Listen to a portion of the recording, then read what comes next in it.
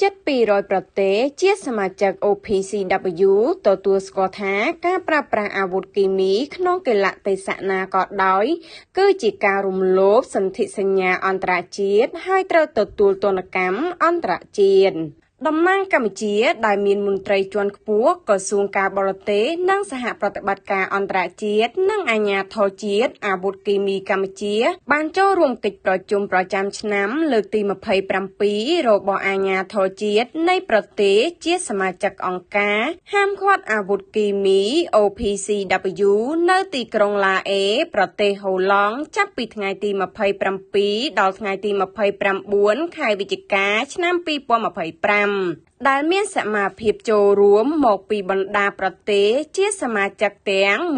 193ប្រទេសក្រសួងការបរទេសបានឲ្យដឹងថាកិច្ចប្រជុំបានបន្តក្នុងស្មារតីលើកកម្ពស់កិច្ចខិតខំប្រឹងប្រែងរួមដើម្បីប្រយុទ្ធប្រឆាំងការប្រើប្រាស់គ្រប់ទម្រង់នៃអាវុធជីវសាស្ត្រឬអាវុធគីមីដូចជាការផលិតការដឹកជញ្ជូនការស្តុកទុកឬការចែកចាយខុសនិយមអន្តរជាតិដែលបង្កហានិភ័យនិងរងគ្រោះធ្ងន់ធ្ងរដល់មនុស្សជាតិនិងបរិស្ថាន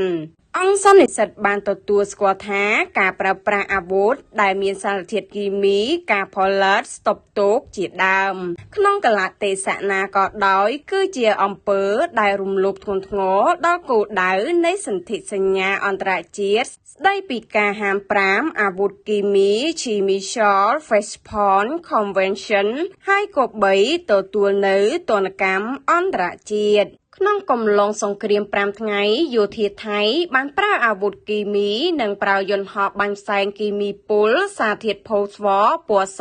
វាយប្រហារលើទីតាំងយោធានិងទីតាំងជនស៊ីវិលស្លូតត្រង់កម្ពុជា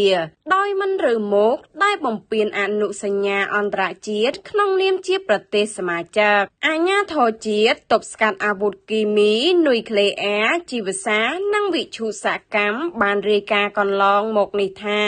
អាជ្ញាធរជំនាញបានរកឃើញនៅសារធាតុជាច្រើនជាង70មុខនៅតាមបណ្ដោយព្រំដែនកម្ពុជាថៃក្រោយបញ្ចប់សង្គ្រាមសារធាតុគីមីដែលបង្កឡើងដោយថៃទាំងនោះកំពុងប៉ះពាល់ដីកសិកម្មជីវិតមនុស្សសត្វទឹកនិងបរិស្ថានក្នុងរយៈពេលមធ្យមនិងយូរអង្វែង។